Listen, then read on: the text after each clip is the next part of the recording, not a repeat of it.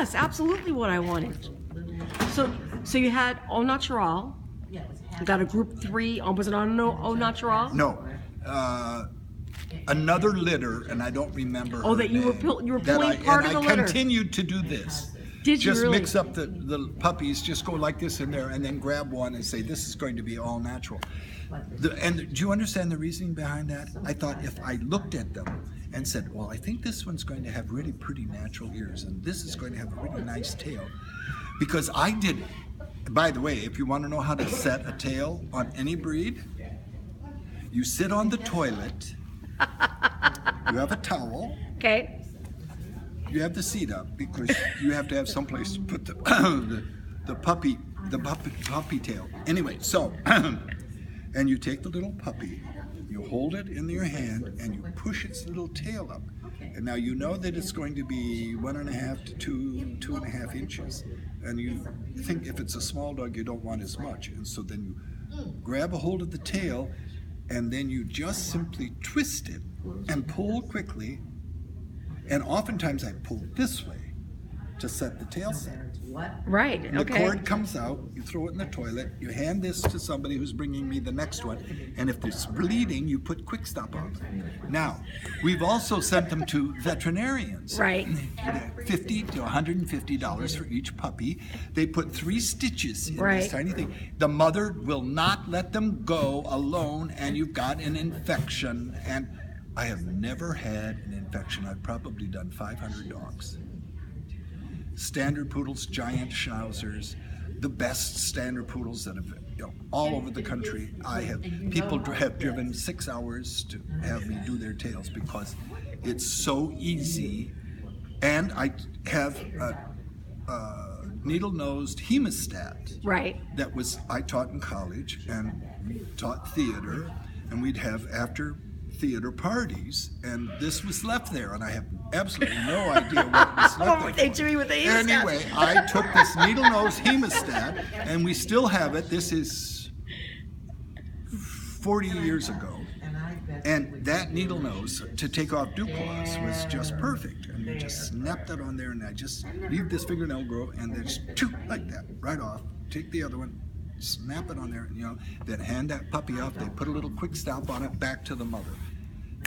Nobody ever bothers anything. Quick Stop doesn't taste good to the mother. She doesn't bother. Right, them. doesn't lick it. It's always back, and it's always fine. However, the balance with the natural ears, and there are pictures in my book of the dogs that like Cosmos, who Right. have the natural ears and the dock tail. Right. There's just something that's a little off there. Even though he was a great dog and he won huge, Right. And Mooney. Yes. And Morena. Yes. But you leave that tail on that balances them out. Right.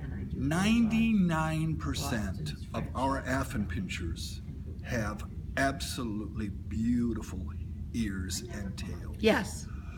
I've had one who had this Yes. and this. Yes. Yes. Yes. In my book, you see one of the prettiest puppies in the whole world was I Love Lucy, Right.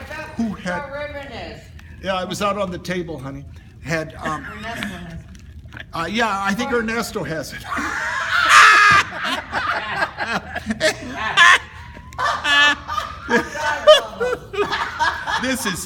This was I Love Lucy, and she had perfectly set. She won. We had really upstate New York. We had really big matches. She every time I took her in the ring, she would win. And who That's won? Solar Eclipse. That's so Yeah, that's the And man. that's her daddy. Now the issue with her, and I sort of kick myself now, because you have to weigh your problems. She had one stifle that was not great, so I sold her as a pet. I kicked myself regularly. That red was just exquisite, and the picture washes her out, but she was really a red Affenpinscher, and they're hard to find. Yes, I know. Throw the baby out with the bathwater. Yeah, So what you have to do is you have to figure out what you're going for. And at that point, you know, all of my puppies were born in my bedroom. I have a nice big bedroom, but I had as many as 3 litters in the bedroom at one time because I want to be there. Right. If I hear something that's not right, I'm there. Right. I had the first thing we did when we a nice big window there, but we had carpenter ants. And I says, well, let's get rid of that and put a door in there. So, and then I said, let's put a nice deck out here. So I had X-pens off the deck, in cool. the back, slide the door open. The Affenpinscher's mothers went out in each deck, and that's the way I raised my litters. Then I got interested in that. Now, it's been 10 years. It's been 12 years since I bred a litter, maybe 15. And but there was this thing about early puppy adaptation training. Yes, change the personalities yes. with the cold. Right. And doing the thing with the Yes. Q-tip going through the Yes, toe. yes. And for the last probably 5 litters, I use that, and I do think it helps the puppy. Less fear. They've already experienced these things, and you also get a sense of what their response is. Are they going to bite at it? I mean, you know, if you hurt a puppy, like when I did the dew claws and so on, those little mouths would come around and try to protect themselves and bite you. How old were they when you did dew claws? Dew claws and tails were usually done at about There's an angle as opposed to a curve. 3 to 6 days, Right. depending on the thriftiness of the litter. If the mother has good milk, if everybody's doing well, if their attitudes are good, if you think everything is going well, then you could do it earlier. But if there was something slower or something seeming weaker, then I would wait. So I never forced that. But then we don't do that anymore. We do take the dew claws off. Yes. And now who does that? You take them to the vet? Take them to the vet. I do them myself. We Yeah. take them to the vet. Yeah. And how much do you pay for each one? I don't know. I think we pay, I don't know, maybe $10 per puppy. Some places they pay $25, $30 Yeah. for a puppy, and they put a stitch in. For God's sake, does yours put stitches I in? think she might. I have no.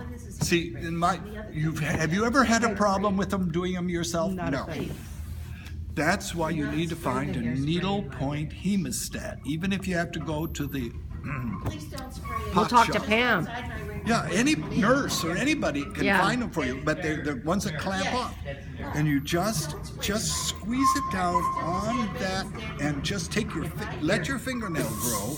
And right now this was short, so I'd use this one. And you just like that. Do you cut? I cut.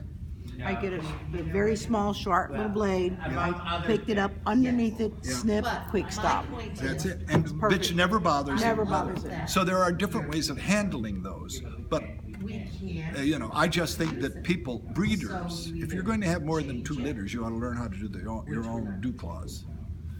And generally, they're only on the front. I've had a couple that had some dew claws on the rear, but generally they were only. We've had some come out of England with dew claws on the rear. Interesting. We have one at home. And you're not taking them off? No, we got her as an adult. Have you had any trouble showing her? No, no. Well, that's because we can also brush up that coat and cover Yes, that. yeah, oh yeah, definitely, oh definitely. I think the issue always was with the dogs at work and that if they have to go through stuff, they hook them and they injure their legs. Yes, on the it pulls. But I don't think that's an issue anymore. What other questions do you have? I'm gonna pause this one more time.